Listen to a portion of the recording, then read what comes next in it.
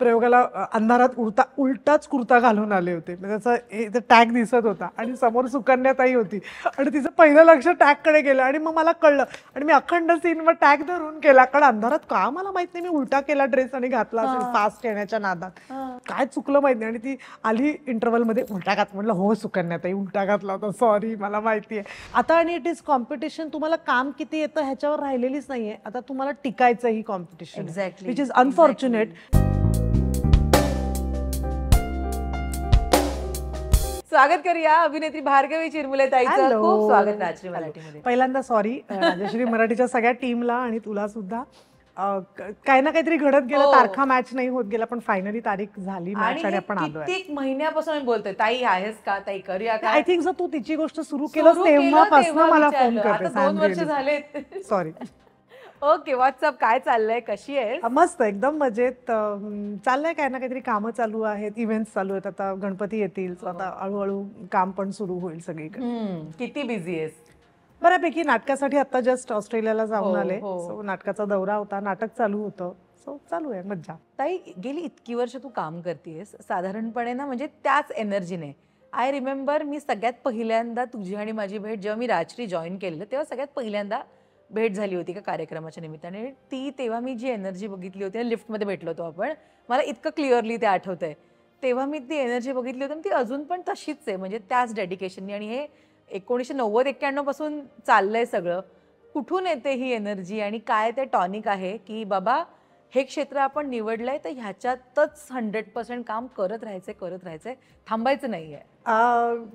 मला मुळात ऍक्ट्रेस व्हायचं, काय म्हणतात त्याला, हा माझा चॉईस होता की मला ऍक्ट्रेस व्हायचंय.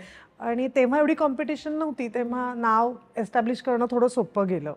स्ट्रगल होता, पण नाव झालं एस्टॅब्लिश की झालं. म्हणजे आता दुर्दैवाने सिरियलच्या ऍक्ट्रेसेसना त्यांच्या सिरियलच्या कॅरेक्टरनी ओळखलं जातं.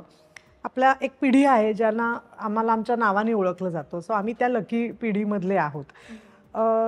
मला मुळात असं वाटतं की कामानिमित्त आणि कामाप्रती जर तुम्ही प्रामाणिक असाल ना, तर तुम्ही आयुष्यभर तसेच राहता. आणि ज्यांना मी आजूबाजूला बघते ते सगळे इतके इन्स्पायरिंग लोक आहेत की त्यांच्याकडनं ती एनर्जी आपण घेत असतो आणि मग ती पुढच्या पिढीला देत असतो. तर मला असं वाटतं की त्या सगळ्या सिनियर ॲक्टर्सना आपण जेव्हा भेटतो, म्हणजे तुझं माझं म्हणत असेल तर माझ्या आधीची जी पिढी आहे ती पण तेवढीच एन्थू असते फिल्म प्रमोशनच्या बाबतीत किंवा त्यांच्या इंटरव्ह्यूजच्या बाबतीत. ते छान वाचतात, छान बोलतात.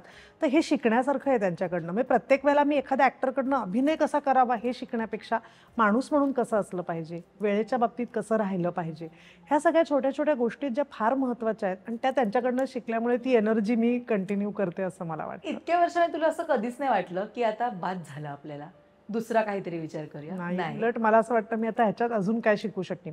जसं ऍक्ट्रेस म्हणून एका पॉईंट नंतर आता आपण काय ह्या फील्डमध्ये करू शकतो. डान्स करते, योगासनं करते, ऍक्ट्रेस आहे, तर मग थोडी तुला कॉम्पिटिशन म्हणून पॉडकास्ट सुरू केलं. मला हेल्दी कॉम्पिटिशन खूप आवडते. ऑब्व्हियसली आपल्या सगळ्यांनाच आवडते. आणि मला कौतुक ह्याचं एक नक्की वाटतं, म्हणजे मला ह्या निमित्ताने सांगायला आवडेल की तुम्ही सगळे जेवढे डिजिटल क्रिएटर्स आहात, म्हणजे राजश्री मराठी तर सगळ्यात पहिलं नाव पहिल्या काही डिजिटल कॉन्टेंट क्रिएटर्समधलं असेल, पण आता पण सगळे जर तुम्ही सगळे इतके एकत्र आहात आणि इतके एकमेकांना धरून आहात, कारण आम्हाला इव्हेंटला तुम्ही सगळे भेटता, तेव्हा तुम्ही सगळे एकमेकांबरोबर पण इतके छान जेल असता.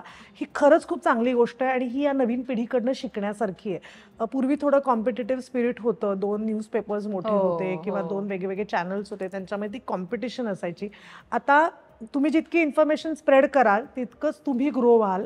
हे जे एक मॅनेजमेंटमध्ये शिकवलं जातं हे तुम्ही इतकं छान ॲब्सॉर्ब केलं आणि ते आम्ही तुमच्याकडनं शिकलोय. की मग सुलेखा असेल, सुलेखा स्वतःचे पॉडकास्ट घेते किंवा बाकी कुठेही असेल, आम्ही एकमेकींच्या मैत्रिणी पण आहोत ना. सो हे ते कंटिन्यू राहिलंय. सो मला बरं वाटतं की त्यामुळे मी पॉडकास्ट सुरू केलं आणि आज 2 वर्ष मी पण पॉडकास्ट सातत्याने करतेय.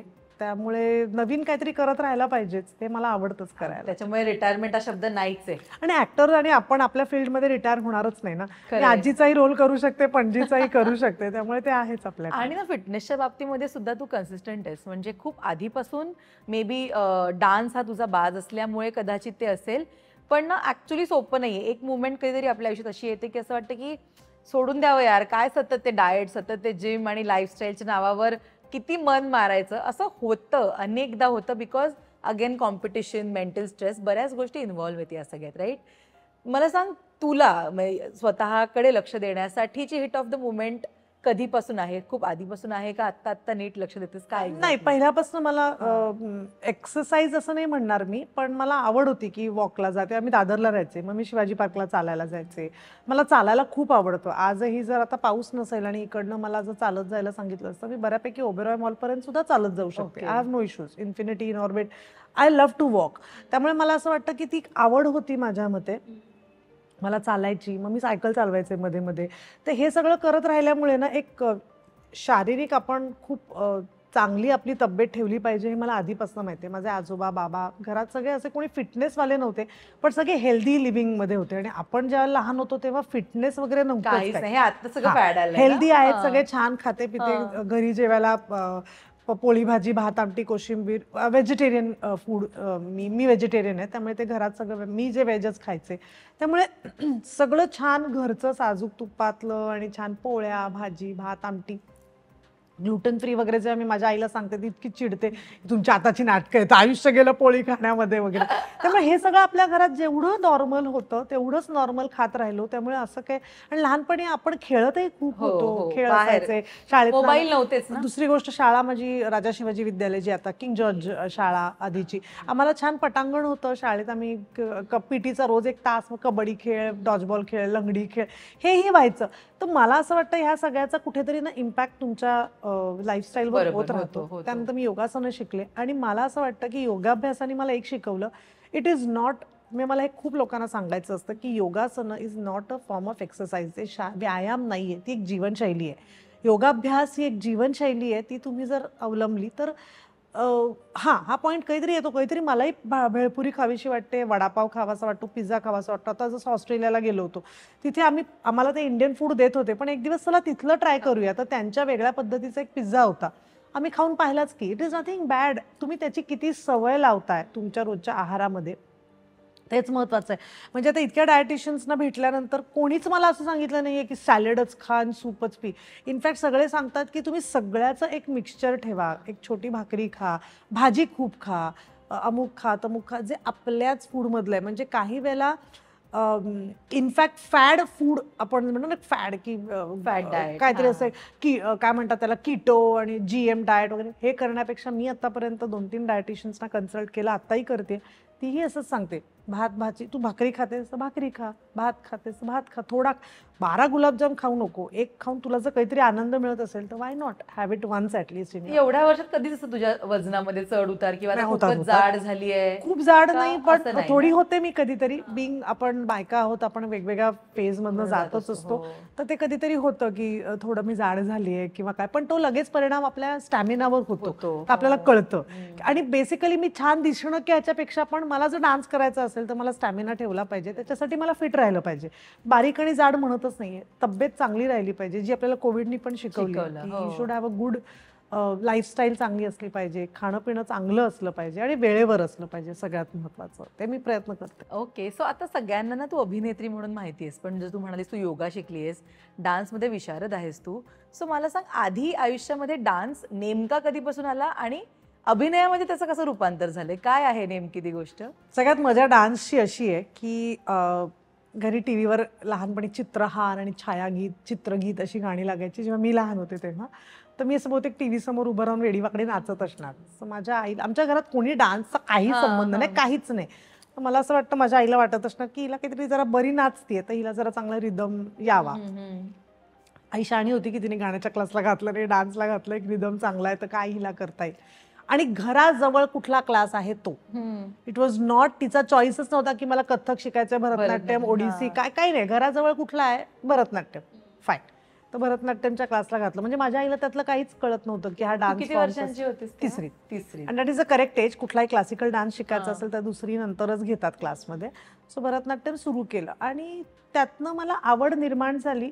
आणि क्लासिकल डान्सनी मला एक सातत्याची खूप एक रेग्युलॅरिटी म्हणा किंवा चिकाटी, की एक स्टेप किती वर्ष आम्ही एकच ते करत होतो, तात इथं दुसरं काही पुढेच नाही, तय्युम दत्ता चालू. पण त्याच्यामुळे तेच खूप काळ जोपर्यंत परफेक्ट होत नाही तोपर्यंत करत राहायची सवय लागली. मग झालं, मग डान्स झाला, मग 10वी, मग अभ्यास, मग परत 11वी 12वी, मग परत सिरियल आली आनंदी गोपाळ, ह्या सगळ्यामध्ये डान्स सुटला माझा. आणि मग खूप काळ मग आनंदी गोपाळ नंतर मग तोपर्यंत चॅनल्स ओपन झाले. मग अल्फा मराठी होतं त्यावेळेला, ETV मराठी होतं, मग सिरियल्स आल्या, डेली सोप्स आली.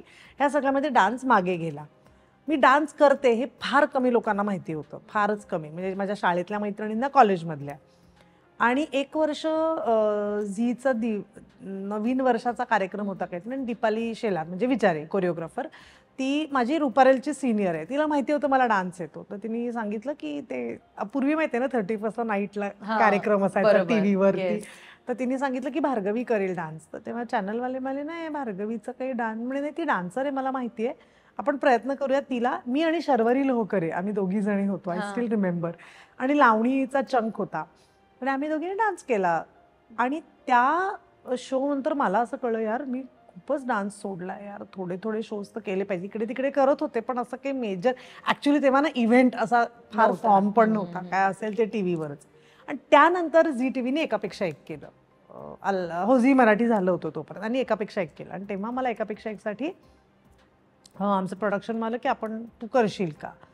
तर मी श्रीप्रसाद क्षीरसागर डिरेक्टर होता, त्याला सांगितलं की असं असं. तर त्यांनी मला स्पष्ट विचारलं की तुझा काही डान्स व्हिडिओ आहे का, कारण तू कधी डान्स करताना आम्हाला दिसली नाहीयेस. आणि वहिनीसाहेबची इमेज एकदम साधी गरीब सून, अत्याचार करतायत तिच्यावर अशी होती. आणि असं याच्या आधी भाग्यविधाता झाली, डान्स असा माझा कधी पाहिलाच समोरच नाही आला. म्हटलं नाही असं काही माझ्याकडे व्हिडिओ नाही. आणि आय फेल्ट रिअली बॅड की अरे यार मी डान्सर आहे आणि माझ्याकडे काहीच नाहीये. तर अपर्णा पाडगावकर होती त्यावेळेला, ती म्हणाली की नाही भार्गवी करेल, कारण तिने आपल्याकडेच कार्यक्रम केला. आणि मी म्हटलं फार फार तर काय पहिल्या एपिसोडला आउट होईल ना, दॅट्स ओके, पण मी माझं डान्स तर करू शकेन. या शोमध्ये मी येणार म्हणून फोटोशूट झालं, आम्ही टायटल मोंटाज केलं, सगळं झालं. आणि माझा योगासनांचा ग्रुप होता, त्यातल्या माझ्या एका मैत्रिणीने मला फोन केला, भार्गवी तू भाग घेतेयस, तुला येतो ना ग डान्स, कारण कोणी पाहिलंच नव्हतं. म्हटलं नाही, ती म्हणजे अगं थोडं इकडे तिकडे नाचणं इज डिफरंट, आणि तू काय शो मध्ये. आणि तेव्हा हे काही नवीन होतं, सगळं बुगी बुगीच माहिती होतं तोपर्यंत. मराठीत एकापेक्षा एकचा पहिला सीझन झाला होता फक्त, ऍक्टर्सचा हा पहिला होता. म्हटलं हे बघ भाग घेतेय स्वाती मी आता, आय डोंट नो, ती माझी बघ नाहीतर तू क्विट हो, हसं करून घेऊ नकोस स्वतःच. म्हटलं ओके. आणि मग रेस्ट इज द हिस्ट्री की मी एकापेक्षा एक केलं. आणि मग त्याच्यानंतर लाईफ कम्प्लिटली चेंज, की लोकांना कळलं की ही डान्स करू शकते. मी जिंकेन वगैरे हे मला डोक्यातही नव्हतं माझ्या, पण मला मजा आली करायला. आणि माझ्यातली एक वेगळी भार्गवी लोकांपर्यंत आली, आणि माझी पण एक वेगळ्या भार्गवीशी ओळख त्या शोने करून दिली. सो त्या शोचे, झी टीव्हीचे, आणि त्यावेळेला झीची सगळी जी टीम होती त्या सगळ्यांचे मी खरंच खूप मनापासून आभारी आहे. ते असं असतं ना की आपल्या घरामध्ये युजली आपल्या आईवडिलांना हवं असतं की नोकरी करावी बाबा, चांगली फिक्स्ड इन्कम असावी. भलेही घरच्यांचे विचार कितीही मॉड असले ना तरी समजापेक्षा गैरसमज अनेक असतात इंडस्ट्रीबद्दल वगैरे. तुझ्यासाठी काय हिंट होती की बाबा ऍक्टिंगच केली पाहिजे, आणि घरच्यांनी सपोर्ट केला तुला? अगदी सहज, काहीच नाही. माझ्या आजोबांना आणि बाबांना आवड होती नाटकातनं कामं करायची. गिरगावात ते चाळीमध्ये गणपती उत्सवात नाटकात वगैरे कामं करायचे. सो त्यांना आवड होती, त्यामुळे त्यांनी असं कोणीच कधीच विरोध नाही केला. म्हणजे खरंच लोकांना आश्चर्य वाटतं की अरे असं घरचे कधीच म्हणाले नाहीत का की नाही करायचं, कारण उशिरा येणं असतं किंवा काय, कधीच नाही. इनफॅक्ट बाबा ड्रॉप करायला यायचे, पिकअप करायला यायचे. आजी माझी माझ्याबरोबर शूटिंगला यायची, कारण चैत्राली लहान होती, सो ऑटोमॅटिकली आई घरी थांबायची.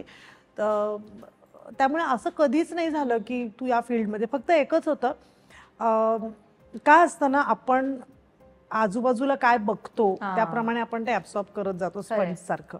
माझ्या बाबांनी स्पष्ट सांगितलं होतं की प्रत्येक क्षेत्रात चांगली आणि वाईट माणसं आहेत, प्रत्येक क्षेत्रात अचीवमेंट आहेत आणि यश अपयश आहे. ते मिळवण्याचा मार्ग तू भार्गवी तुझा ठरव. आम्ही तो चांगला आहे का वाईट आहे हेही तुला म्हणणार नाही. आपल्या घरातले संस्कार, घरात विचार, आणि घरातल्यांचं काय म्हणतात त्याला नाव काय आहे समाजात.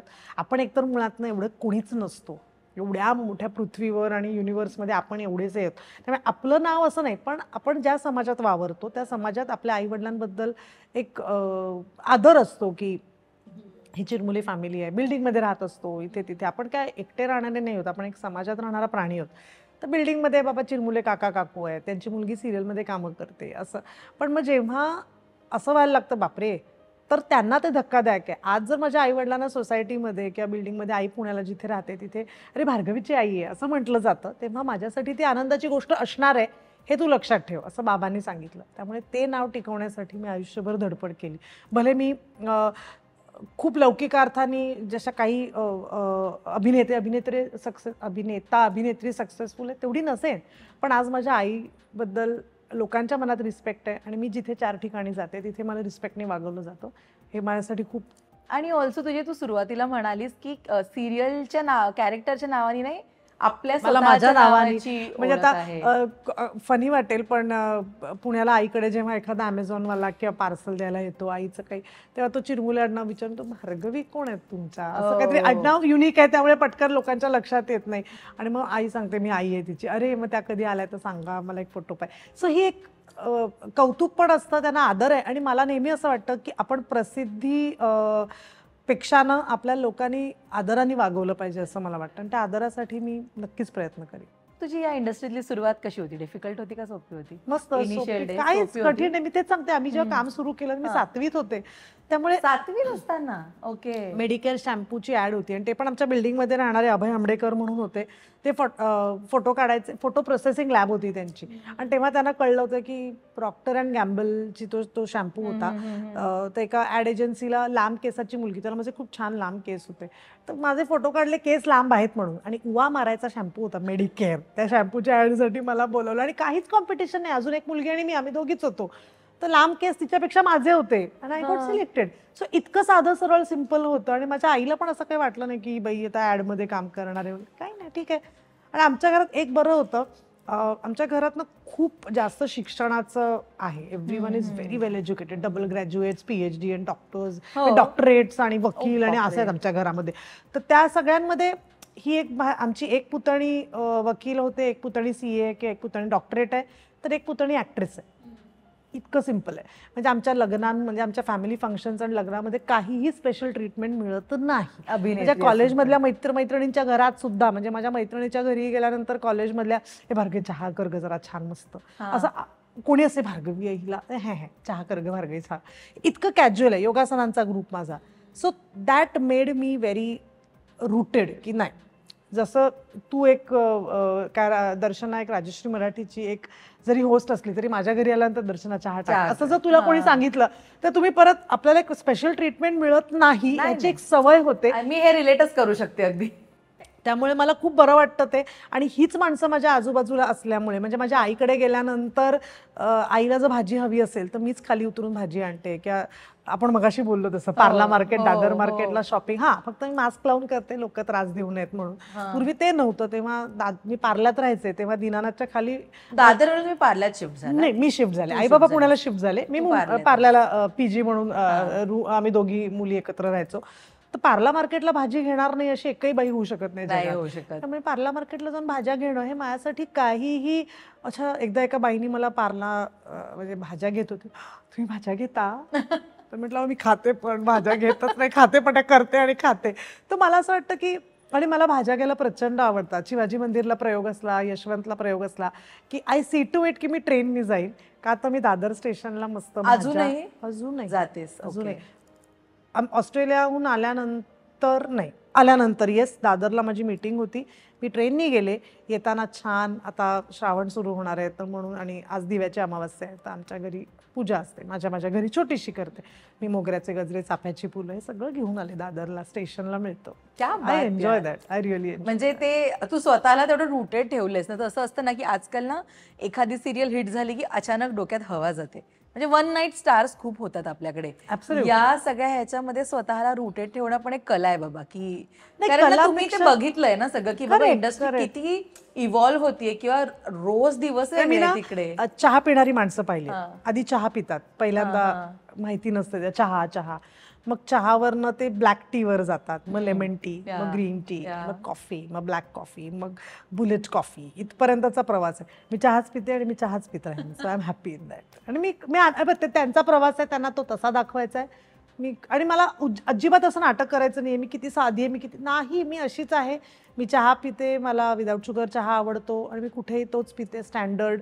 मी स्टारबक्सला जात नाही, सॉरी ब्रँडची नावं घ्यायची नसतील. मी कॉफी शॉपमध्ये जात नाही, कारण मी तिथे गेले तरी मग ग्रीन टी पिते किंवा गरम पाणी पिते, कारण मी नाहीच कॉफी पित, मी तशीच आहे. आणि मी कन्सिस्टंटली माणूस आयुष्यभर कॉफी पित असेल तर तोही तसा साधाच आहे की. आणि मला असं वाटतं साधेपणा म्हणजे मी ट्रेननी जाते याच्यापेक्षा सुद्धा जास्त मी त्यात रमते ही मला आवड आहे. म्हणजे उद्या मला ओला उबर नाही मिळाली आज तुझ्याकडे यायला, समज गाडी नाही आणली, पार्किंग नाही वगैरे, तर मला मेट्रोनी यायला पण काही वाटणार नाही किंवा मला ट्रेननी जायला पण. आणि मला त्याच्यात मी ट्रेननी आले म्हणून मला स्टोरी टाकावीशी पण वाटत नाही. मी ट्रेननी जाते, मी ट्रेननी येते. इनफॅक्ट आम्ही नाटकाच्या प्रयोगाला कितीतरी वेळेला कल्याण डोंबिवलीला काय गाडी नेशील, अनफॉर्च्युनेटली रस्ते इतके खराब आहेत, आम्ही सगळे ट्रेननी आलोय, सगळे. काही फक्त काय लोक त्रास देतात म्हणून मास्क लावायचा, दॅट्स इट. आणि काही फर्स्ट क्लास बिस नाही, मस्त सेकंड क्लास धक्का मारून. आणि त्या ट्रेनमध्ये पण शॉपिंग करायचं, कानातले घे, कुठे चाफ्याची फुलं येतात काही वेळेला ट्रेनमध्ये, बायका. I enjoy that. ऍक्च्युली ही अशी जी लाईफस्टाईल आहे ना ताई, ही म्हणजे असं होतं अनेकदा की आपण इतक्या आपल्या गरजा वाढवून ठेवतो की त्याच्यासाठी आपल्याला जास्तीचं काम करावं लागतं अनेकदा. करेक्ट. पण जेव्हा आपल्या गरजाच कमी असतात ना, तेव्हा कुठे पण ऍडजस्ट होतं. यावर काय मत आहे तुझं? 100%. कारण कोविडनी हेच शिकवलंय आपल्याला. कारण कोविडमध्ये आपण आपल्या गरजा ज्या वाढवून ठेवल्या होत्या आधी, आपल्याला मिनिमलिस्टिक लिव्हिंगवर आणलं परत, की बाहेरचं नाही खाता येतंय तुम्हाला, आता घरचंच खा, तुम्ही घरी करा आणि खा. किंवा एवढंच सामान मिळतंय, एवढ्याच वेळात तुम्ही बाहेर पडू शकताय. किंवा तुम्ही पब्लिक ट्रान्सपोर्टनीच तुम्हाला जावं लागतंय, रस्ते अलाउड नाहीत, रस्त्यावर तुम्ही गाड्या घेऊन जाऊ शकता. अशा वेळेला जगणं कठीण नाही झालं आपल्याला. बरोबर. आपण जगू शकलो, आनंदात जगू शकलो. आणि त्यातनं आपण हे जर शिकलो असू तर नथिंग लाईक इट. म्हणजे नाटकाच्या दौऱ्यात पण खूप ॲक्टर्स नाटकाच्या दौऱ्याच्या बसने जात नाहीत. नाटकाची जी बस असते, आम्ही माझ्या आता मर्डरवाले कुलकर्णीचा सगळा दौरा आम्ही सगळ्यांनी नाटकाच्या बसनीच केलाय. कोणीही ॲक्टर असं म्हणालं नाही मी बसनी येत. खूपच लांब होतं तेव्हा गोष्ट वेगळी, सगळेच ट्रेननी गेलो होतो. पण अदरवाईज सगळे ट्रेननी गेले, ट्रेननी आले. जेव्हा खूप लांबचा दौरा होता, अदरवाईज आम्ही अख्खे जळगाव बिळगाव सगळं नाटकाची बस, आम्ही कोणीच कटकट केली. अगदी. तू नाटकाचा उल्लेख केलास आता. खरं तर ना, रंगभूमी बऱ्याच गोष्टी शिकवते आणि त्याच्यावर काम करण्यासाठी प्रत्येक कलाकार खूप उत्सुक असतो. मला सांग, तुझ्या आयुष्यातले रंगभूमीचे दिवस कसे होते? किंवा असं असतं ना की म्हणजे बऱ्याच गोष्टी, जसं मी मगाशी म्हणाले की अनेक गोष्टी शिकायला मिळतात, नव्याने उलगडतात. सो तुझं आयुष्य सुद्धा बदललं रंगभूमीने? नक्कीच उलगडतात. पुन्हा तुझं मगाशी मुद्दा म्हणालीस की रंगभूमीनं तुम्हाला तुमची नाळ जोडून ठेवायला मदत करते खूप. कारण एकतर प्रेक्षक तुम्हाला लगेच येऊन भेटतात, त्यामुळे ते तुम्हाला जमिनीवर तिथल्या तिथे आणतात. आज काय बरं नव्हतं का, कळलं हा आम्हाला वगैरे, असं लोक बिंदास बोलतात. एखाद दिवस आपल्याला तब्येत बरी नसेल किंवा काही, किंवा एखाद्या प्रयोगाला आवाज कमी लागला, एखाद्या प्रयोगाला काय एनर्जी कमी लागली, लोक तिथल्या तिथे येऊन सांगतात. कारण ते तिकीट काढून आलेले प्रेक्षक असतात, ते तुमचे फॉलोअर्स नसतात, ते तुमचे प्रेक्षक असतात. आणि हा फरक आहे. आणि तो प्रेक्षक असतो तो 300-500 रुपयाचं तिकीट काढून आलेला असतो, त्याला अधिकार असतो बोलण्याचा, त्यामुळे तो बिंदास बोलतो. त्यामुळे तिथल्या तिथे ना आपण अरे हां, अरे आज असं झालं का, हो चुकलं. एकदा मी एका प्रयोगाला अंधारात उलटाच कुर्ता घालून आले होते, त्याचा टॅग दिसत होता आणि समोर सुकन्याताई होती आणि तिचं पहिलं लक्ष टॅगकडे गेलं आणि मग मला कळलं आणि मी अखंड सीनवर टॅग धरून केला. कारण अंधारात का मला माहित नाही, मी उलटा केला ड्रेस आणि घातला असेल फास्ट येण्याच्या नादात, काय चुकलं माहित नाही. आणि ती आली इंटरव्हलमध्ये, उलटा घात. म्हटलं हो सुकन्याताई उलटा घातला होता, सॉरी मला माहिती आहे. सो हे या गोष्टी ज्या असतात ना, ह्या मॅनेज करणं एकमेकांना, किंवा एकमेकांसोबत काम करावं लागतं, एकमेकांबरोबर नाही, एकमेकांसोबत काम करावं लागतं, हे नाटक शिकवतं. एखादं वाक्य एखादा ॲक्टर विसरला तर आपल्या सगळ्यांना नाटक सगळं पाठ लागतं. कारण हा विसरला असेल तर हा काय विसरला हे जर मला माहीत नसेल तर मी त्याला परत त्या लाईनवर आणू शकत नाही. किंवा एखाद्या वेळेला एखादी गोष्ट पडते स्टेजवर, धडते, काहीतरी घडतं स्टेजवर, तर ते प्रसंगावधान. त्यामुळे तुम्ही 3 तास एक काम कॉन्सन्ट्रेशननी केलं गेलं पाहिजे, हे तुम्हाला रंगभूमी शिकवते. सीन कट होतो, म्हणजे मी काय असं म्हणत नाही की तिथे मला आवडत नाही काम करायला, ते वेगळ्या पद्धतीचे एन्जॉयमेंट आहे. पण नाटक तुम्हाला माणूस म्हणून एकमेकांसोबत काम करायला शिकवतं. आता ऑस्ट्रेलियाला आम्ही दौऱ्यात गेलो होतो, तिथे आम्हाला काय बॅकस्टेजची टीम नव्हती. सो सेट आमचा आम्ही लावला, कपडे आमचे आम्ही इस्त्री करत होतो, सेट काढणं, उचलणं, लावणं, परत तो डिसमेंटल करणं, हे सगळं काम आम्हीच केलं. त्यामुळे हे सगळं शिकायला लागतं. आणि तिथे तुम्ही कोणी स्टार नसता, तुम्ही नाटकात काम करताना तुम्ही अभिनेता किंवा अभिनेत्री असता, हे सगळ्यात महत्त्वाचं. पण तू आत्तापर्यंत म्हणजे 1990 ते आत्ता 2025, चल आपण समजूया सोशल मीडिया त्या काही वर्षापूर्वी आपल्या आयुष्यात आलं, तुझे प्रेक्षक असावे का तुझे फॉलोअर असावे, या दोनपैकी कुठल्या गोष्टींकडे तुझा अजूनही कल आहे? प्रेक्षकच 100%. कारण फॉलोअर्स नक्कीच 100% चांगली गोष्ट आहे. कारण आजकाल कास्टिंग फॉलोअर्सवरनं होतं, की हा एक मुद्दा बरेच जण बोलले असतील तुझ्या शोमध्ये, की बाबा मला 1.5 लाख फॉलोअर्स आहेत, तुला 5 लाख आहेत, वा म्हणजे तुझं काम किती आहे माहिती नाही, पण तुला 5 लाख फॉलोअर्स आहेत. आणि आय रिस्पेक्ट दॅट. ते मिळवणं पण सोपं नाहीये. पण जेव्हा काही वेळेला सोशल मीडिया गोष्टी ब्रशअप आणि कव्हरअप करते तेव्हा धाडकन फॉलोअर्स कमी होतात तुमचे, कारण ते खरे खोटे असतात माहिती नाही, पण प्रेक्षक तुमच्यासाठी तिकीट काढून येतात, तुम्हाला भेटतात, तुमच्याशी बोलतात. मग सिनेमा असेल, नाटक असेल किंवा तुम्ही एखादा इव्हेंट करत असाल, तर मला असं वाटतं की it is a nice thing ते प्रेक्षक असले पाहिजेत, कारण मग ते तुमच्या सोबत राहतात कायम, तुमच्याबद्दलचा त्यांच्या मनात रिस्पेक्ट राहतो. फक्त काही वेळेला मला हेही वाटतं की असे फॉलोअर्स असणं आणि हे सगळं पण तुम्हाला काम देतं, नो डाऊट अबाउट इट. म्हणजे आता माझा पॉडकास्ट चॅनल आहे स्वतःचा, तर तो 50,000 फॉलोअर सबस्क्रायबर व्हायला मला 1.5-2 वर्ष लागली. पण मी प्रयत्न करत होते की ते ऑर्गॅनिकली व्हावं, आपण आपण प्रयत्न करूया. आपण कुठेतरी कमी पडतोय की आपले पटकन 5 लाख आणि 4 लाख काही काही लोकांचे भस्कन होतात यार, आणि I feel so proud of them यार, की काय करतात यार हे लोक. मी नाही ते करू शकत आहे, तर मी ते शिकलं पाहिजे त्यांच्याकडनं. मलाही सबस्क्रायबर्स हवेत, मलाही फॉलोअर्स हवेत, पण मला प्रेक्षकही हवेत आणि ते मला जास्त संख्येत हवेत. अगदी, आणि ते कन्सिस्टंटली आयुष्यभर राहतात तुमच्या बरोबर. मला काही वर्ष मागे जाऊन सांग, या इंडस्ट्रीतला तुझा जो पहिला ब्रेक आहे तो कसा आलाय तुझ्यापर्यंत? मालिकेचा, चित्रपटाचा? मालिकेचा पहिला मी ती ऍड केली तुला म्हटलं. त्याच्यानंतर मी 7वीत होते तेव्हा गोनी दांडेकरांच्या पडघवली कादंबरीवर सिरियल होणार होती, कुछ खोया कुछ पाया, दूरदर्शन एकमेव चॅनल होता. आणि माझी एक मावशी आहे, तिच्या ओळखीत कोणीतरी ते ओळख थ्रू प्रोड्यूस करणार होतं. तर माझ्या मावशीने सांगितलं, माझ्या भाचीने आता एक ऍड केली आहे, तर तिला कॅमेराची भीती नाहीये, तर तिला एकदा ऑडिशन मी तिला पाठवू का त्या सिरियलसाठी? ऑडिशन वगैरे तर काही संबंधच नव्हता तेव्हा. ते मला पाठवा, आणि मी गेले, कारण त्यावेळेला बाकी सगळे विद्यापटवर्धनच्या बालमोहन शाळेची टीम आली होती, ऍक्टर छोटे छोटी मुलं आली होती, आणि मी एकटीच किंग जॉर्ज म्हणजे राजा शिवाजीची होते तेव्हा. आणि मी पटकन सिलेक्ट झाले त्या एका रोलसाठी. सो इतकं सहज सोपं झालं ते. मी तेच सांगते ना स्ट्रगल ना तेव्हा दिवस ऑडिशनसाठी बसणं असं काही नाही. मी आले होते, मला त्यांनी एक काहीतरी पॅरेग्राफ छोटासा वाचायला सांगितला हिंदीमधला. ती सिरियल हिंदीत होणार होती, कुछ खोया कुछ पाया नाव होतं. आणि ओके, आणि त्यावेळेला डॉक्टर सतीश राजमाचीकर डिरेक्टर होते, देबुदा DOP होते. तर देबुदा पण आले होते. तू 7वीत होती? 7वीत. तर देबुदा म्हणाले, अरे ही गोड मुलगी, छान दिसेल, आणि फाईन. सो मी झाले सिलेक्ट. इतकं साधं सरळ सिंपल. आणि आम्ही कोकणात शूटिंगला गेलो, कोकणात शूटिंग केलं. पहिल्या 8 एपिसोडचं नाही, पहिल्या 5 एपिसोडचं, नंतर सगळे मोठे होणार होते. लीप होती ती, कथाच तशी होती. मस्त कोकणात 15 दिवस शूट करून जेवून बिवून आम्ही आंबे बिंबे खाऊन कोकणात तर परत आलो. आणि नंतर ते सगळे मोठे, रोहिणीताई होत्या, मग आनंदजोग होते, लाली मावशी होती, सगळे मोठे ते होते, मराठी बॅकग्राऊंड होतं. इतकं सहज सोपं, काही मला असं कष्टच आठवत नाही. आणि त्यानंतर जेव्हा तू मोठी झालीस तेव्हा? त्यानंतर हद्दपार नावाची अजून एक सिरियल केली, ज्यात मी लहान मुलगी होते, रमेश भाटकर, नीना कुलकर्णींची मुलगी होती. ती पण हमो मराठ्यांची कादंबरी होती हद्दपार, त्याच्यावरची ती सिरियल होती. मग त्याच्यानंतर 9वी-10वीचा ब्रेक झाला, आणि त्याच्यानंतर आनंदी गोपाळ सिरियल केली. सो हे काम नंतर, त्यावेळेला सांगते काय कॉम्पिटिशनच नव्हती, त्यामुळे इतकं टेन्शनच नव्हतं कामाचं.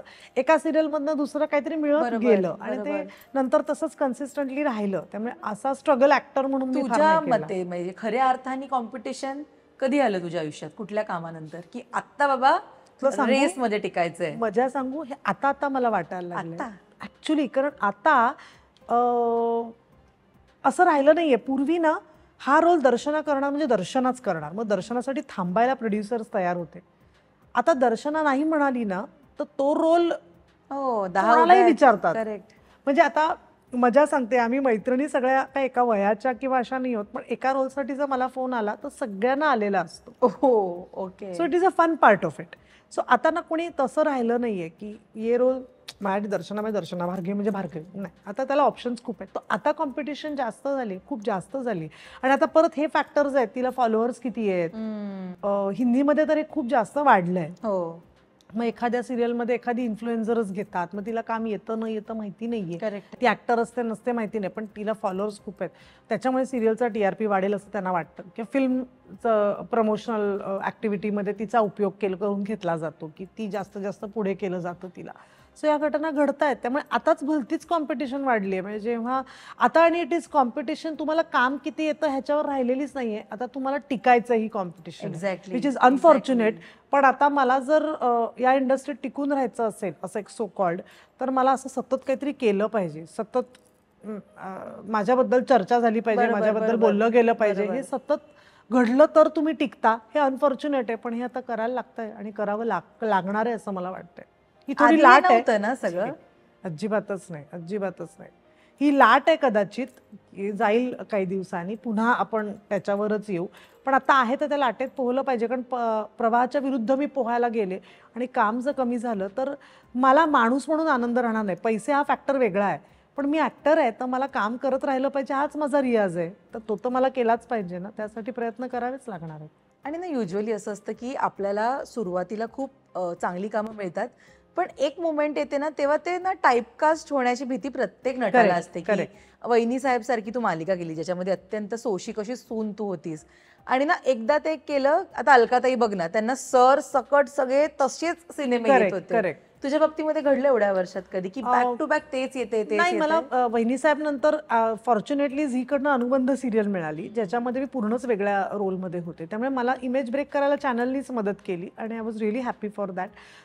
पण येस, लोकांना अजूनही असं वाटतं की मी खूप सोशिक बिशिक अशी अजिबातच नाहीये. सोशिक बिशिक असेल तर त्या टाईपचा रोल असेल तर विचारतात 100%. पण मला आवडेल निगेटिव्ह लीड करायला, निगेटिव्ह करायला, कारण त्याच्यामध्ये पण मजा. मी 4 दिवस सासूचे मध्ये केलंय तसं. ती वेगळ्या धाटणीची सिरियल होती, पण त्यात मी निगेटिव्ह केलंय कॅरेक्टर. मला आवडेल निगेटिव्ह कॅरेक्टर करायला, मला आवडेल एखादा पोलीस इन्स्पेक्टर करायला. एक वेगळा ॲक्ट्रेस म्हणून तो चॅलेंज असेलच ना माझ्यासाठी. पण टाईपकास्ट करतात लोक हे नक्की. म्हणजे भार्गवी असेल ना तर मग एखादा डान्स ठेवू ना त्या फिल्ममध्ये, नाही काही गरज नाहीये. आणि मला तेही बरं वाटलं की मी ज्या 2-3 फिल्म माझ्या चांगल्या आहेत, जे संदूक आहे, धागेदोरे, वन रूम किचन आहे, त्याच्यात मी डान्सच केला नाही. आउट अँड आउट मी काम केलं त्याच्यामध्ये. आणि ज्या फिल्ममध्ये मी डान्स केला त्याच्यामध्ये मी कामच नाही केलं, फक्त लावणी केली आहे. किंवा म्हणजे आयडियाची कल्पना वॉज द ओनली फिल्म ज्याच्यामध्ये ते तसा रोलच बांधला गेला होता. पण अदरवाईज मी नाही फिल्ममध्ये डान्स केलाय फारसा कधीच. म्हणजे केला तो लावणीच केली आउट अँड आउट. ती फिल्मच तशी. तुझं आतापर्यंत किती चित्रपट, मालिका आणि नाटक झाले असतील? नाटकं 5. चित्र मालिका जास्त आहेत ना? मालिका जास्त, नक्कीच जास्त केलं. मग कधी कॅमिओ आहेत. मग तेव्हा तर हे पण असायचं ना, पिंपळपान होतं त्यावेळेला, थरार होतं, जेव्हा एपिसोडिक गोष्टी असायच्या. तर तसंही मी खूप केलंय. काय काय श्रावणसरी असायचं, त्यात स्त्री लेखिकांच्या कथा होत्या सगळ्या, तेही केलंय मी. सो ते मजा कामं खूप केली आहेत. खूप कामं केलीत. पण ना ही सगळी कामं करताना ना आपल्याला अनेकदा अनेक बदल स्वतःमध्ये करावे लागतात, की मग ते वागण्या बोलण्यात असेल, आपल्या अपीअरन्समध्ये असेल, बऱ्याच गोष्टी येतात या फील्ड बरोबर चालत. मला सांग, 1990 पासून ते आत्तापर्यंत जवळजवळ एक 30-35 वर्ष झाली आपण पकडूया, किती बदल केलेत तू स्वतःमध्ये किंवा करावे लागलेत तुला या इंडस्ट्रीसाठी? आपण म्हटलं तसं कॉम्पिटिशन सांभाळावी लागली. त्यामुळे सोशल मीडिया शिकावा लागला खूप, कारण ते फारसं काहीच येत नव्हतं. ते खूप शिकावं लागलं की अरे आता हे वापरायचं आहे, हे फेसबुक म्हणजे काय. आधी ऑर्कुट होतं, सो व्हॉट इज ऑर्कुट, मग फेसबुक, मग इंस्टाग्राम, आता काय ना काहीतरी चालूच असतं. तर ते शिकत राहावं लागतं तुम्हाला, टेक्निकली साऊंड व्हावं लागतं. आता पूर्वीसारखं चालत नाही की नाही मला नाही पडायचं त्याच्यात, नाही, मला ते शिकावं लागलं. मेकअप शिकावा लागला की आपलं आपण छान दिसायचं असेल, ग्रूम करावं लागलं स्वतःला, की बाबा स्किन ट्रीटमेंट्स घेऊन आपण जरा चांगलं प्रेझेंटेबल राहिलं पाहिजे कायम. म्हणजे पूर्वी आम्ही कसेही कुठेही जायचो, आता पटकन लोक कुठेही भेटतात, फोटो काढतात, तो सोशल मीडियावर टाकतात. त्यामुळे असं आपण कधी असे आपल्या स्पेसमध्ये फार कमी वेळेला असतो. We have to look good, we have to be presentable. हे शिकावं लागलं आणि हे सोपं नाही आहे, ते शिकावं लागतं. किंवा तू पूर्वीच्या इव्हेंट्स बघशील, अवॉर्ड फंक्शनला लोक कसेही यायचे यार, एक बेसिक काहीतरी ड्रेस घालून, किंवा पार्टीज असायच्या सिरियलच्या वगैरे, आम्ही कॅज्युअल जायचो. आता नाही, now you have to appoint a designer, आणि मग साडी, आणि मग मेकअप, आणि हेअर छान दिसा, छान करा. हे ग्लॅमर आलंय आता, आणि हे चांगलं आहे. कारण मग असंच करत करत हळूहळू आपल्याकडे इंडस्ट्री म्हणून बघितलं जाईल, एक मराठीमध्ये सुद्धा. कारण आपल्याला कोणी मग असं टेकन फॉर ग्रांटेड घेणार नाही की अरे हे मराठी लोक कैसे बी आते, असं नाही. आता आपणही सगळे छान राहतो, छान वागतो. आणि काय म्हणतात त्याला, आपल्या इथं भारताबाहेर आपल्या नाटकांचे शो होतात, इव्हेंट्स होतात, आपण वेगवेगळ्या लोकांना भेटतो. तर प्रेझेंटेबल राहणं, टेक्नो सॅव्ही राहणं, हे सगळं शिकावं लागलं. फिटनेसच्या अँगलनी पण नवीन नवीन प्रकार शिकले गेले पाहिजेत. म्हणजे नुसतंच मला योगासनं येऊन उपयोग नाही. आता पॉवर योगा काय आहे हे शिकलं पाहिजे. उद्या जर मला कोणी विचारलंय की योगिक थेरपिस्ट म्हणून, तर मला त्याचं पण नॉलेज पाहिजे. नवीन नवीन फिल्म्स बघितल्या पाहिजेत. पूर्वीची स्टाईल ऑफ ॲक्टिंग आणि आता खूप फरक पडलाय. पूर्वी स्टाईलाइज्ड होतं, आता खूप अंडर सगळं प्ले असतो ॲक्टिंगमध्ये. आपल्या सगळ्या सिरीज बघून बघून लोकांना ते आवडायला लागलंय.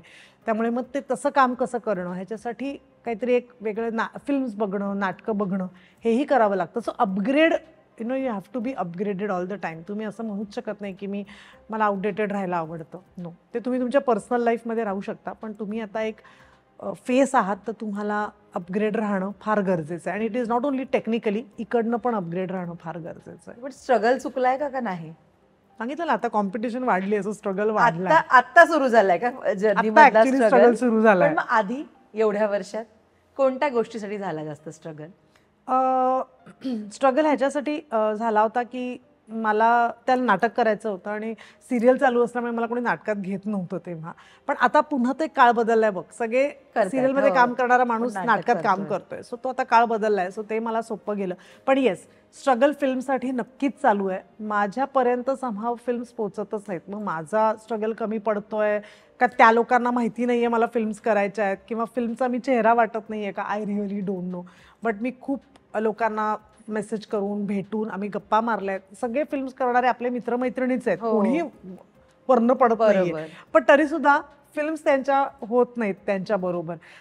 सो मी तुझ्या या शोच्या माध्यमातून सांगेन की माझं काही चुकत असेल तर सांगा. मला करायच्या फिल्म्स चांगल्या, कॉमेडी असेल, सिरियस असेल, काही असेल. एक ॲक्टर आहे मी, मला वेगवेगळे जॉनर्स करायला आवडतील.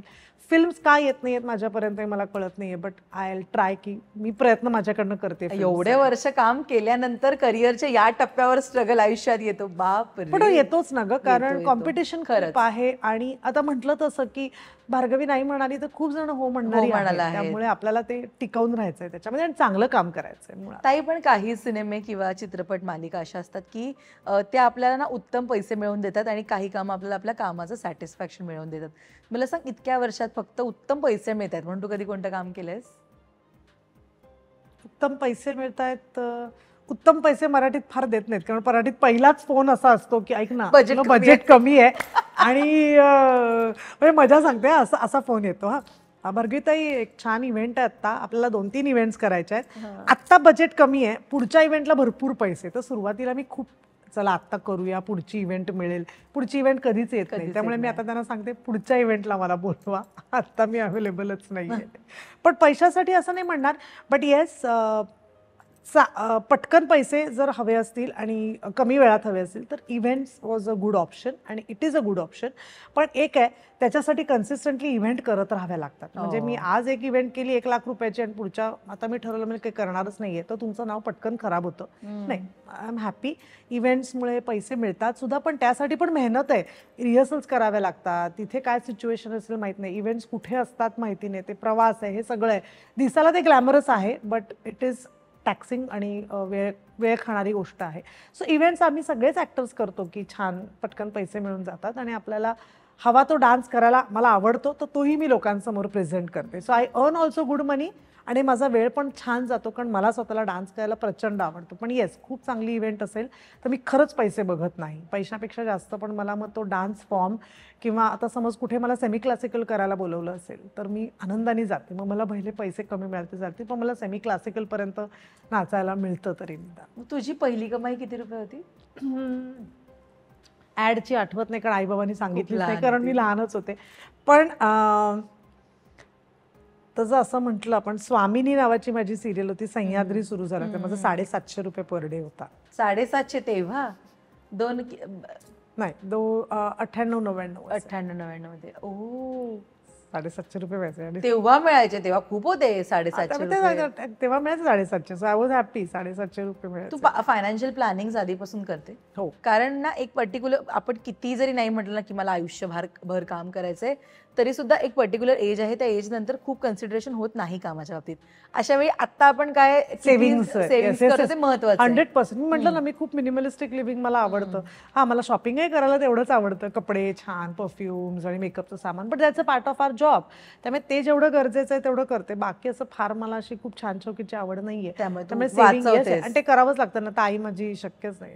आपण टिपिकल मिडल क्लास मराठी फॅमिलीमधनं आलोय, जिथे आपण अंथरूण पाहून पाय पसरावेत, ऋण काढून सण कशाला, हे असल्या म्हणी आपल्या एवढा इम्पॅक्ट करतात आपल्यावरती की आपण तेवढं राहतो. म्हणजे सेव्हिंग्स पहिलं बघितलं जातं, कारण फ्युचरचा विचार आपण जास्त करतो. आता अशी पिढी आपल्या आजूबाजूला आहेत जे फ्युचरचा विचारच करत नाही नाहीत, करत. ते एन्जॉय करत असतात. तेही मला बघून छान वाटतं की अरे यार, असं पण करता आलं पाहिजे. पण ते इतके रुटेड विचार आहेत ना आपले, की आता आपल्याला पुढे काही दिसत असेल की नाही, तर जसं कोविडनी शिकवलं की आपल्याकडे कामच नव्हतं 6-8 महिने, आता सर्व्हाइव्ह करायचं आहे सगळ्यांना विथ हेल्दी लाईफ, तर त्यासाठी मी सेव्हिंग 100% पहिल्यापासून करते. येस. कोविडचं तू आता उदाहरण दिलंस की काम नव्हतं कोणाकडे आणि सगळंच ठप्प होतं, आम्ही पण वर्क फ्रॉम होम होतो. करेक्ट. मला सांग, एवढ्या वर्षात अशी तुझ्या आयुष्यात किंवा तुझ्या करिअरमध्ये फेज आली की आपल्याकडे काम नाहीये किंवा आता पटापट काम येत नाहीये हवं तसं? नाही, देवाच्या दयेने नाही. नाही माझा आली. विश्वास आहे असं कधीच नाही झालं. काम कुठलं ना कुठलं तरी काम येतंय. मग कधी इव्हेंट आली आहे, कधी होस्ट करायचं आलंय शो, किंवा काहीतरी एखादं शॉर्ट फिल्म आली आहे, किंवा एखादी गव्हर्नमेंट ॲड आली आहे, किंवा छोटीशी ॲड आली आहे. पण मी घरी आता माझ्याकडे कामच नाहीये अशी मी नाही कधीच रडले. नाही. कधीच नाही. कोणतं ऑडिशन आहे एवढ्या वर्षातलं जे खूप लक्षात राहिलंय? कारण तू 4 दिवस सासूचा उल्लेख केला, वहिनी साहेबचा उल्लेख केला, आपण असं असतं ना की येत असतात आपल्याकडे ऑडिशन, आपण देत असतो, पण एक ऑडिशन जे फिक्स्ड असतं, डोक्यात निघत नाही, ते कोणतं आहे तुझ्यासाठी? मी ती ऑडिशन, हां. ती काम मला मिळालं नाही, पण पण ऑडिशन लक्षात राहिली आहे. संजय लीला भन्सालींच्या ऑफिसमधनं ऑडिशनसाठी बोलवलं होतं. आणि असं त्यांच्या सांताक्रूजलाच त्यांचं ऑफिस आहे, तेव्हा तरी होतं. तेव्हा ते हे करणार होते प्रोड्यूस, ती कुठली फिल्म, रावडी राठोड. रावडी राठोडचं ते प्रेझेंटर संजय लीला भन्साली असणार होते. सो त्यांच्या ऑफिसमध्ये ऑडिशन होती त्या एका कॅरेक्टरसाठी. आणि मग त्यांच्या ऑफिसमध्ये गेले ना, तर ते सगळे देवदास आणि याचे पोस्टर्स, आणि असं झालं यार, हा रोल हो न हो आपल्यासाठी, पण या ऑफिसमध्ये मी आले आहे. ते तिथे ऑडिशनला होते. त्यांनी ऑफकोर्स माझी नाही अर्थात ऑडिशन पाहिली, पण he was in the office. मग त्यांना सांगितलं होतं की या कॅरेक्टरसाठी बोलवलं आहे. मग त्यांनी सांगितलं तिची ऑडिशन घ्या वगैरे. ऑडिशन दिली. तो रोल ऑफकोर्स दुसऱ्या एका ॲक्ट्रेसनी केला. म्हणजे मला माहिती नाही, तिने त्या ॲक्ट्रेसचं नाव नाही माहिती मला, हिंदीच भाषिक होती. तर तो पण त्या सगळ्या प्रोसेसमध्ये ना, त्या ऑफिसमध्ये मी बसले होते. आणि ज्या पद्धतीने ॲक्टर्सना वागवलं होतं त्या ऑडिशनला, माझ्या 1 तास अलीकडे पलीकडे कोणी ॲक्टर नव्हते. त्यांचं म्हणणं होतं की, मी त्यांना म्हटलं मी 5 वाजता पोहोचते. म्हणे आप शार्प 5 बजे आओगे, क्योंकि आगे के ॲक्टर को हम लोग 6 सवा 6 का टाईम देंगे फिर. तर म्हटलं हो. मी 5:45 बिल्डिंगच्या खाली जाऊन उभी राहिले होते की नको आपण उशिरा पोचायला तिथे. मग तिथे पोचल्यानंतर शांतपणे आधी मला चहा, कॉफी, पाणी सगळं विचारलं. मग स्क्रिप्ट दिलं, कारण त्यावेळेला हे व्हॉट्सॲपनी स्क्रिप्ट पाठवणं वगैरे नव्हतंच काही. स्क्रिप्ट वाचायला दिलं.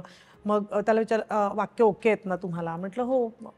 समोर एक ॲक्टर होता जो डिरेक्टर किंवा DOPनी ऑडिशन नाही घेतली, ॲक्टर आला होता. त्याने एक ॲक्टर हायर केला होता जो दिवसभर असेल, I think so, some good actor. मग त्याच्याबरोबर मी सीन वाचला. तो प्रत्येकाबरोबर तो करणार होता, पण त्याच्यासाठी मी नवीन होते, माझ्यासाठी तो नवीन होता. तर त्यांनी असं काहीच नाही ना, आप ऐसे बोलो, नाही. त्यांनी सगळं सांगितलं. मग तो डिरेक्टर आला, त्याने ऐकून घेतलं. मग नाही, आप ऐसा बोलोगे, ऐसा हम 2 टाइप से शूट करेंगे, ये वो. पण हे सगळं खूप शांतपणे, कुठलाही हरी नाही. ॲक्टरला ॲक्टरचा वेळ दिला. म्हणजे ॲक्टर प्रिपेअर्स म्हणून ते मला अभी आपके लाइन्स तो आपके याद हो गई, इतना तो कुछ है नहीं, और आप तो मराठी. आणि हे पहिलं वाक्य, आप तो मराठी थिएटर से हो तो आपको लाइन्स याद करने में तो कोई दिक्कत नहीं है. म्हटलं ऍक्च्युली खूप रिस्पेक्ट आहे ना. करेक्ट. त्यामुळे ती लाईन्स काही फार नव्हत्या, सीन छोटा होता, इमोशनल जास्त होता. तर त्यांनी सांगितलं, इमोशनल है लेकिन वो आप रोना मत, इमोशनल है लेकिन वो मत कीजिए आप. म्हटलं हाँ ठीक है, और एक वैसा करेंगे रोने वाला. तो पहले आपको कौन सा कम्फर्टेबल है. म्हणजे ॲक्टरला वेळ देऊन, ॲक्टरचा कम्फर्ट झोन ओळखून माझी ती छान अर्धा पाऊण तास छोटीशी ऑडिशन होती, पण शूट झाली. आणि मला हे बरं वाटलं की ते फिल्ममधलं ते कॅरेक्टर छोटं असो वा मोठं असो, त्यांनी त्या ॲक्टरला रिस्पेक्ट दिला. मग जाताना त्यांनी संजय लीला भन्सालींना बहुतेक पाठवली असेल, तर त्यांनी सांगितलं, उनको बोलो थँक्यू, जैसे होगा हम आपको बताएंगे. आपको 2 दिवसांनी फोन आला की तुम्ही शॉर्टलिस्टेड आहात, फक्त या डेट्स ठेवा 4-5 दिवस. म्हटलं ओके. आणि नंतर जेव्हा अनफॉर्च्युनेटली माझं नाही झालं, त्यांचा फोन आला की त्यांच्या ऑफिसमधनं की आपका नहीं हुआ है तो आप डेट्स रिलीज कर सकते हो. हे मला प्रोफेशनलिझम व्हेरी नाईस, की कोणी फोन करत नाही, नाही करत. आपणच समजून घ्यायचं आपल्याला फोन नाही आला म्हणजे आपलं नाही झालंय. त्यांनी फोन केला की आपका सिलेक्शन नहीं हुआ, we are very sorry, will try to see आप नेक्स्ट, आपकी ऑडिशन है हमारे पास, अगर कुछ काम होगा तो हम आपको जरूर बताएंगे, थँक्यू सो मच. हे नाही करत, तर ते लक्षात राहिली आहे माझ्या ऑडिशन. आणि मला त्या ऑफिसपर्यंत स्वतःहून फोन आला होता त्यांच्या ऑफिसमधनं. मी कोणाही कास्टिंग एजन्सी वगैरे पण त्याला फार कमी होत्या, असे कोणाकडनंच गेले नव्हते. पण हा रिस्पेक्ट मी आयुष्यभर लक्षात ठेवेन त्यांनी दिलेला. ताई, आत्ता ना सगळेजण ग्रुपिझम बद्दल वगैरे बोलायला लागले. इंडस्ट्रीमध्ये ग्रुपिझम आहे आणि काही ठराविक लोकांनाच काम दिलं जातं. मला सांग, तू आता म्हणजे ऑलमोस्ट एक मिडल जनरेशन म्हणेन मी तुला, या मधली फळी म्हणेन मी तुला आता आपल्या इंडस्ट्रीतली. तुला असं कधी वाटलं किंवा तुला आत्तापर्यंत कधी जाणवलं की ग्रुपिझममुळे आपल्याला काम आहे. मिळत नाहीये किंवा आहे फटका आहे बसतोय? 100% आहे. ग्रुपिझम आहे, तो ग्रुप तोडणं खूप कठीण आहे आणि ते त्यांच्या त्यांच्या कम्फर्ट झोनमध्ये काम करतायत. ते चूक आहेत का बरोबर ह्याच्यात मला पडायचंच नाहीये, पण आपण तिथपर्यंत पोहोचणं फार कठीण झालंय. जे फिल्म्सच्या बाबतीत मी मगाशी म्हटलं, म्हणालीस ते, हां. फिल्म्समध्ये तू ॲब्सोल्युटली दिसतात ग्रुप्स, दिसतात. ॲब्सोल्युटली दिसतात. ते त्यांचे त्यांचे लोक घेतात, सिनेमे करतात आणि त्या कम्फर्ट झोनमधनं ते बाहेरच येत नाहीयेत आणि त्यामुळे ते वेगळ्या ॲक्टर्सना एक्सप्लोरच करत नाहीयेत. आपल्याला ते भेटतात, ते म्हणतात अरे हो आपण काम करूया एकत्र, पण आपण कधीच एकत्र काम करत नाही. त्यांच्या सगळ्या प्रीमियर्सना आपण जातो, त्यांच्या पार्टीजना आपण जातो, त्यांच्या यशामध्ये आपण त्यांच्या सहभागी असतो, त्यांना आपण विश करतो, पण त्यांच्या सिनेमात आपण नसतो आणि ह्याचं वाईट वाटतं आणि ॲक्टर म्हणून वाईट वाटणार, कारण आम्हालाही ॲक्टर म्हणून तुमच्याबरोबर काम करायचं. तुम्ही एवढे मोठे आहात, तुमच्या बरोबर काम करण्याचा आम्हाला अनुभव घ्यायचा आहे, आम्हाला शिकायचं आहे तुमच्याकडनं, पण ते आमच्यापर्यंत काही ॲक्टर्सपर्यंत होतच नाही. तो ग्रुप सगळ्यांचे आपले आपले ग्रुप आहेत आणि ते ग्रुप फोडणं फार कठीण आहे, फारच कठीण आहे.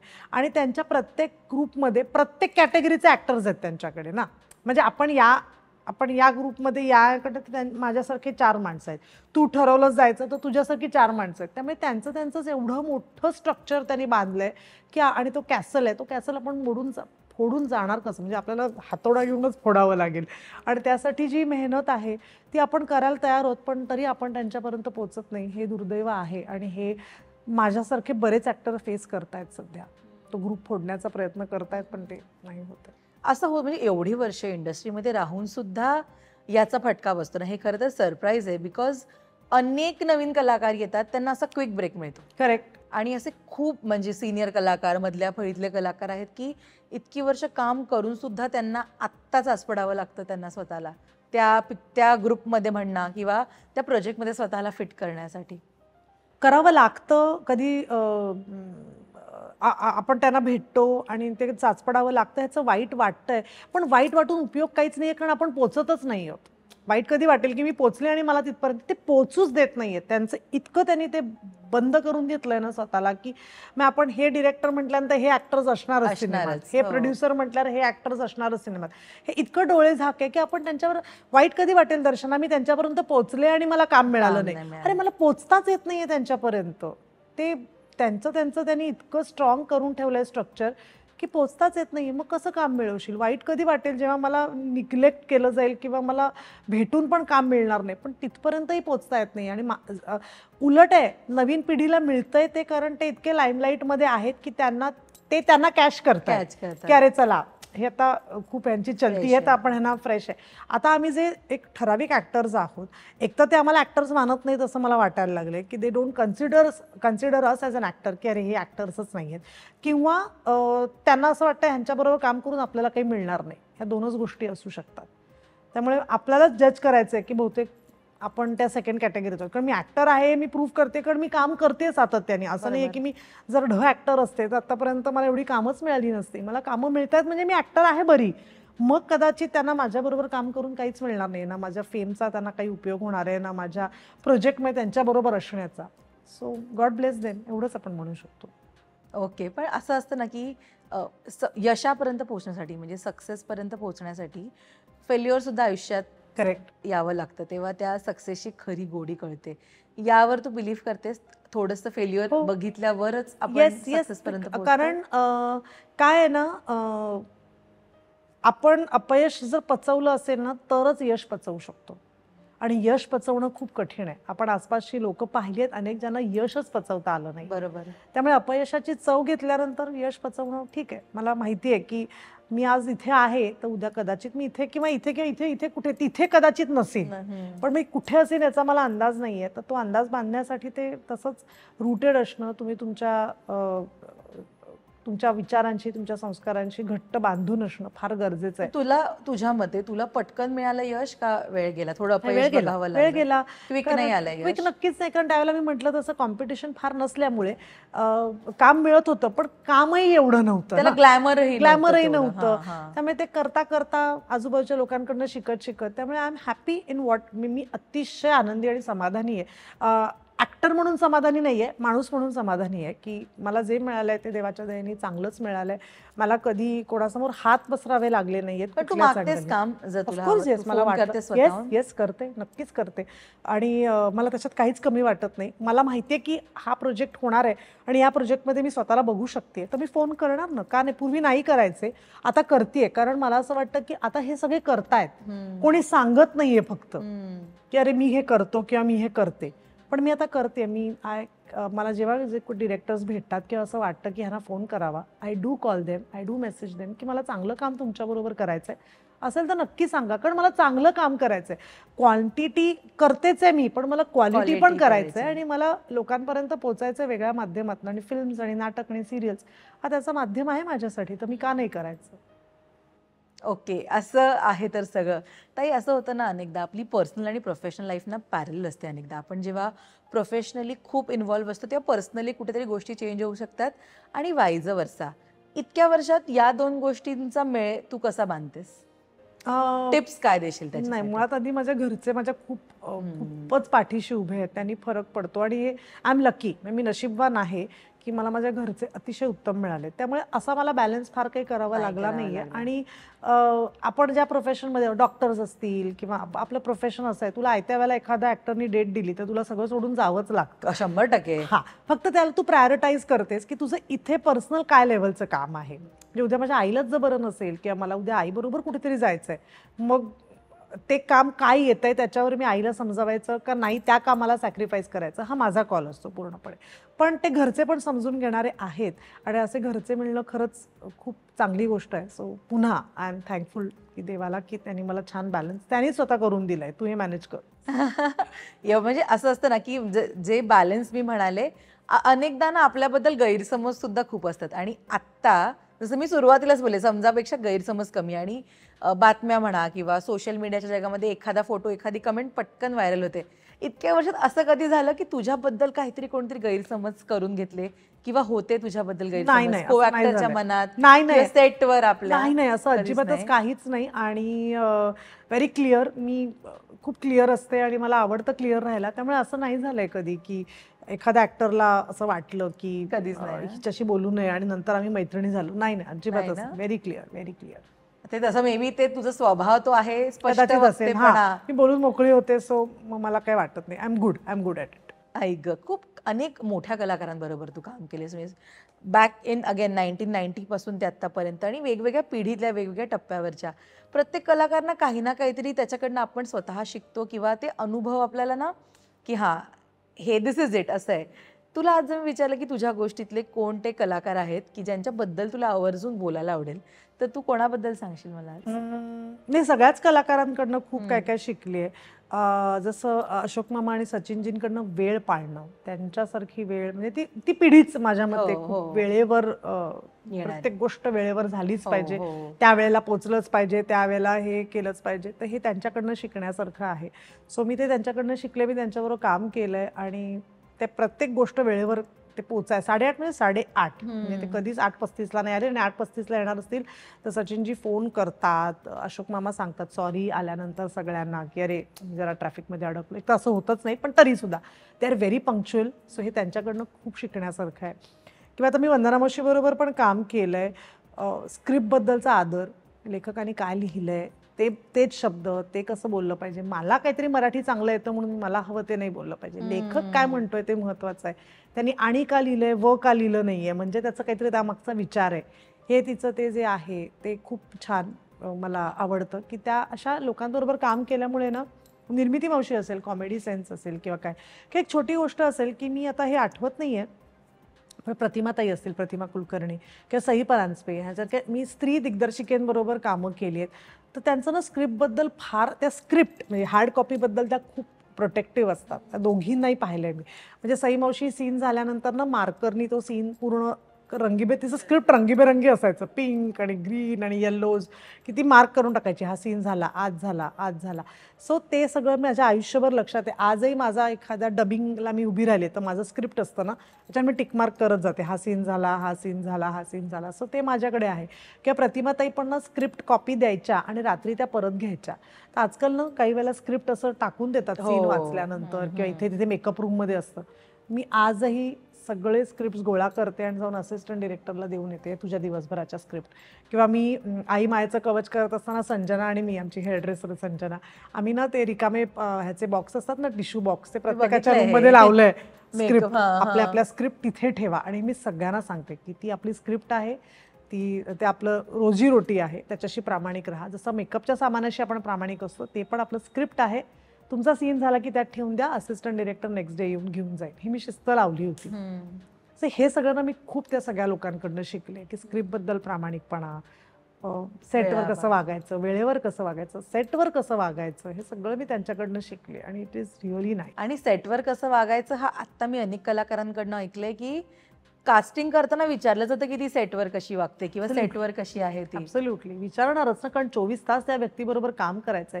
ती व्यक्ती ऍक्टर म्हणून सॉलिड असेल आणि माणूस म्हणून ती सगळ्यांना निगेटिव्ह वाटत असेल तर काय उपयोग अशा माणसाचा.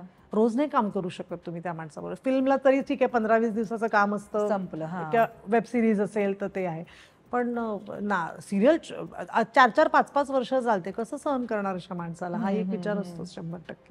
ओके, तुझी सगळ्यात हायएस्ट रनिंग सिरियल कोणती होती, सगळ्यात जास्त चालली? वहिनी साहेब. वहिनी साहेब. वहिनी साहेब डिड व्हेरी वेल. येस. आणि चेंज ना, म्हणजे सगळं एक टर्निंग पॉइंट म्हणूया ना. काय वाटेल ते केलं वहिनी साहेब. सापाबरोबर शूटिंग, बैलाबरोबर शूटिंग, कुठे चिखलात लोळवले, काहीही केलं होतं आम्ही वहिनी साहेब मध्ये. काही म्हणजे काही, मी आणि सुचित्रा तर काहीही करायचं सिरियल मध्ये, एनिथिंग. आणि तिला म्हणजे निगेटिव्ह रोल आत्ता ती इतकी म्हणजे बबली वाटते ना, की तेव्हा तिने एवढा हार्डकोर विलन केला होता.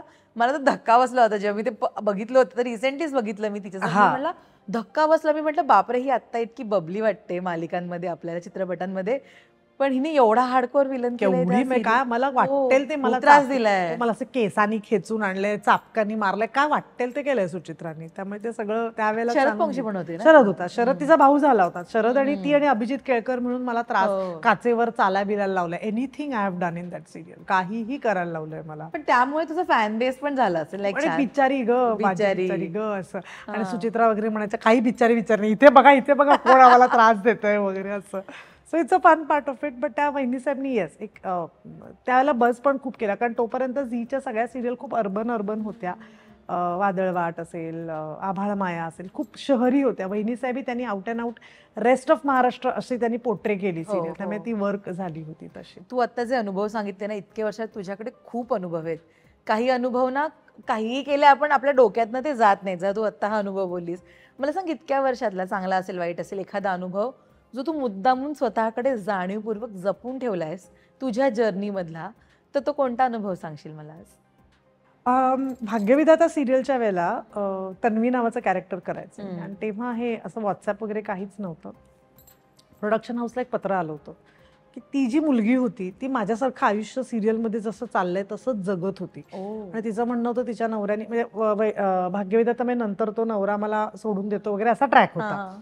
तर तिच्या नवऱ्याने तिला सोडलं होतं. तर त्या बाईने असं पत्र लिहिलं होतं, आणि ते पत्र प्रोडक्शन हाऊस राहुल प्रोडक्शनकडे होतं, की तन्वीला सांगा मी तिच्या घरी येऊन राहते आणि आपण एकत्र जगूया आयुष्य. त्यांना असं वाटत असं आपण खरंच काढलं. मी तिच्या घरातली सगळी कामं करीन, मी तिला मदत करीन, मी तिच्याबरोबर शूटिंगला जाईन, पण ती जसं जगतेय ना तसं मला जगायचंय आणि मला शिकायचंय की त्यातनं ती कशी बाहेर पडणार आहे तसंच मला बाहेर पडायचंय. पण मग ते नंतर कळतं ना मला, तर मला रोज तिच्याबरोबर राहू देत. आणि तेव्हा मला असं झालं होतं की लोकांना हे किती खरं वाटतं. अनफॉर्च्युनेट आहे, पण हे लोकांना किती खरं वाटतं. आणि काही वेळेला आपण लोकांच्या इमोशनशी खेळत असतो ना. आपण एखादा सीन दाखवतो की आपण हे वरवर हसण्यावरी नेतो, पण त्याचा इम्पॅक्ट लोकांवर आता तरी कमी होत असेल, कारण आता लोकांना कळलंय सोशल मीडिया आणि या सगळ्यामुळे. पण तेव्हा ते खरं वाटायचं, आणि तेव्हा मला खूप रडायला आलं होतं की, आणि मी आमच्या प्रोड्युसरना म्हटलं पण होतं, स्वातीताईंना, स्वातीताई हे असं वाईट आहे यार, आपण असं काहीतरी ना. आणि तेव्हा हे लाईव्ह जाणं वगैरे काहीच नव्हतं ग.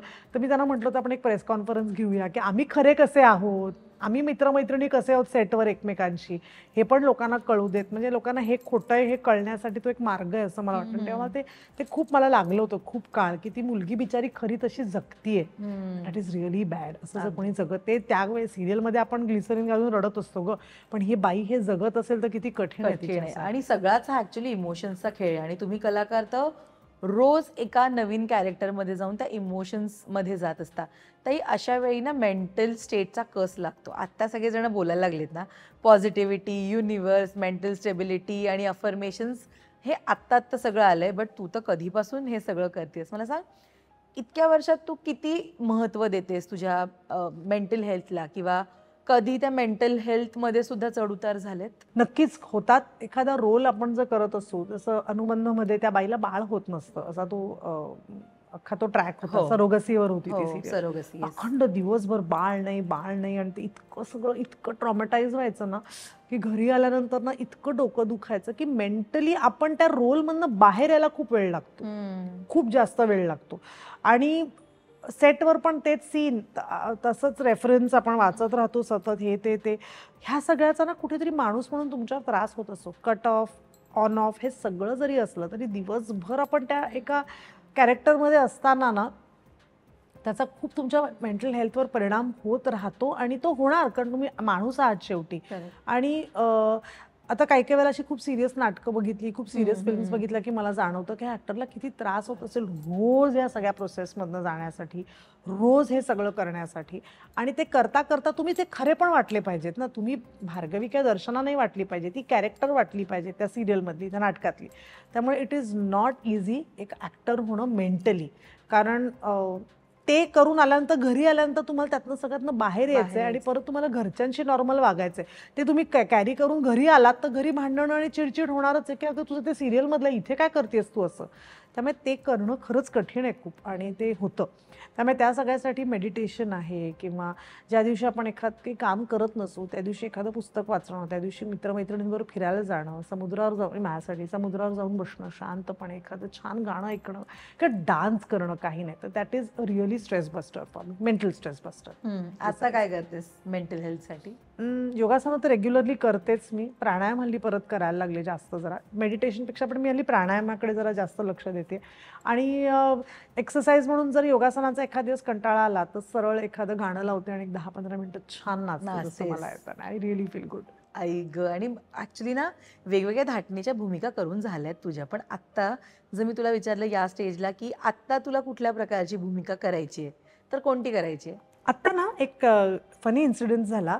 मी आता जारण फिल्मचं गाणं केलं. हो, पाहिलं मी. आणि ते गाणं करताना मला असं वाटलं ना, मला असं काहीतरी काम करायचंय, असं काहीतरी एक वॅम्प वेगळ्या पद्धतीची, बट ती एक सायकोलॉजिकल थ्रिलर आहे ती film. It is not horror, it is a psychological thriller. हा, तो फिल्म म्हणजे जो अनिता दातेचा रोल, मी त्या गाण्यात त्या झोन मध्ये गेले होते. Correct, she nailed it completely. आणि मला अनिता दातेचंच रेप्लिका टाइप्स करायचं होतं गाण्यामध्ये, कारण मी करणारी आहे आणि सोनाली कुलकर्णी अमृता आहे. सो आम्हाला तो थॉट प्रोसेस सांगितला होता की तुला अनिता सारखं करायचं काहीच नाहीये, पण तो तुला अनितावाला झोन पकडायचा. आम्ही फिल्म पाहिली नव्हती, काहीच पाहिलं नव्हतं, आम्ही फक्त टीझर पाहिला होता.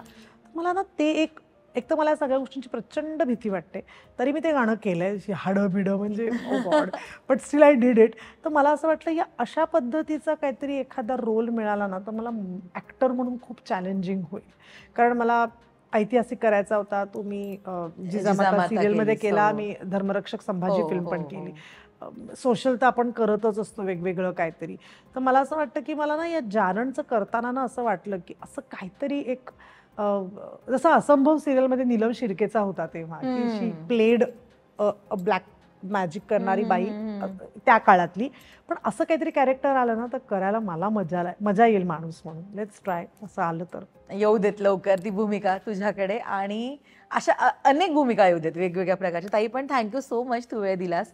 खरं तर खूप दिवसांपासून गप्पा मारायच्या होत्या आणि आज उलगडला आहे. मला हा सगळा इतिहास तुझा. तर thank you once Thank again you. आणि all the very best. Thank you. आणि मला पुन्हा सांगायला आवडेल की मी इथे यायला एवढा वेळ लावला त्याबद्दल टीमचे खरंच रिअली व्हेरी सॉरी. ठीक आहे, आता रडवशील आम्हाला. नाही नाही.